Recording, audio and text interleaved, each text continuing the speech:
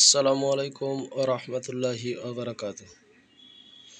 অবশেষে প্রকাশ করা হয়েছে দি security printing corporation Bangladesh limited এর নবম গ্রেডভুক্ত সহকারী ব্যবস্থাপক জেনারেল পদের এমসিকিউ পরীক্ষার ফলাফল।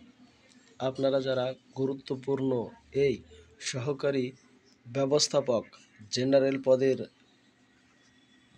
প্রিলিমিনারি টেস্ট এমসিকিউ পরীক্ষায় অংশগ্রহণ করেছেন, তারা নিশ্চয়ই অধীর আগ্রহে অপেক্ষা রয়েছেন ফলাফলের জন্য। তাদের জন্য আজকের এই ভিডিওতে থাকছে সম্পূর্ণ ফলাফল দেখার সুবিধা। তাই এখনও আপনারা যারা আমাদের এই ছোট্ট ইউটিউব চ্যানেলটি সাবস্ক্রাইব করেননি, তারা অবশ্যই সাবস্ক্রাইব বাটনে ক্লিক করবেন এবং পাশে থাকা বেল আইকনটি অন করে দেবেন, যাতে করে নিয়োগ বিজ্ঞপ্তি, পরীক্ষার তারিখ, প্রশ্ন সমাধান এবং ফলাফল সম্পর্কিত যে কোনো ভিডিও পাবলিশ করার সাথে সাথে আপনি পেয়ে যান এবং সেখান থেকে প্রয়োজনীয় তথ্যটি দেখে নিতে পারেন। আপনাদের সুবিধার্থে ভিডিওর ডেসক্রিপশন বক্সে দেওয়া লিঙ্কে ক্লিক করলে সরাসরি আপনারা এই যে ফলাফলের পিডিএফ লিঙ্ক এটি দেখতে পাবেন বা ওপেন হবে, সেখান থেকে আপনার ফলাফলটি দেখতে পারবেন এবং চাইলে তা পিডিএফ ডাউনলোড করতে পারবেন। দেখতে পাচ্ছেন এখানে উল্লেখ করা হয়েছে দি সিকিউরিটি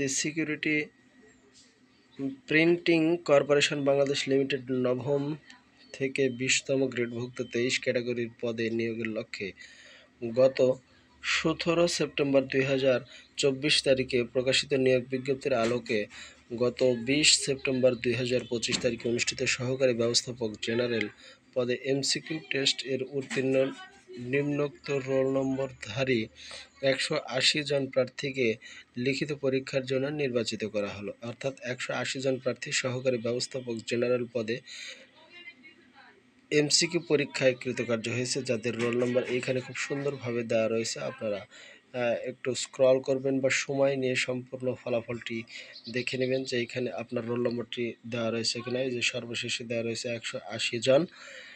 এরপরে একটি দিক নির্দেশনা দেওয়া রয়েছে যে এমসিকিউ টেস্টে উত্তীর্ণ প্রার্থীদের লিখিত পরীক্ষা আগামী 11 অক্টোবর 2025 তারিখ রোজ শনিবার দুপুর 2টা থেকে বিকাল 4টা পর্যন্ত ঢাকা বিশ্ববিদ্যালয়ের কলা ভবনে 5ম তলা এক্সাম হল 2-এ অনুষ্ঠিত হবে। নিম্নবর্ণিত শর্তাবলী আবশ্যকীয়ভাবে পরিপালনের জন্য পরীক্ষার্থীদের দৃষ্টি আকর্ষণ করা হচ্ছে। অর্থাৎ প্রবেশপত্র ব্যতিরেকে কোনো প্রার্থীকে কেন্দ্রে প্রবেশ করতে দেওয়া হবে না এবং ক্যালকুলেটর সহ যাবতীয় ইলেকট্রনিক ডিভাইস ব্যবহার করা যাবে না।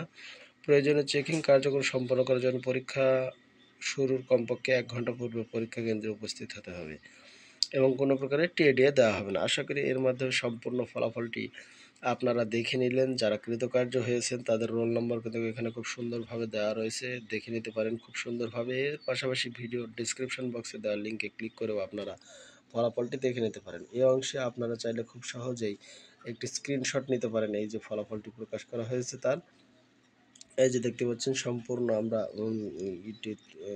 পেজটি তুলে ধরলাম। এইখান থেকে আপনারা খুব সহজেই স্ক্রিনশট নিতে পারেন। ফলাফল সম্পর্কিত যে কোনো ভিডিও পেতে অবশ্যই মমিনুল কন্টেন্ট ইউটিউব চ্যানেলের সাথে থাকবেন। ভালো থাকবেন, সুস্থ থাকবেন। আসসালামু আলাইকুম ওয়া রাহমাতুল্লাহি ওয়া বারাকাতুহু।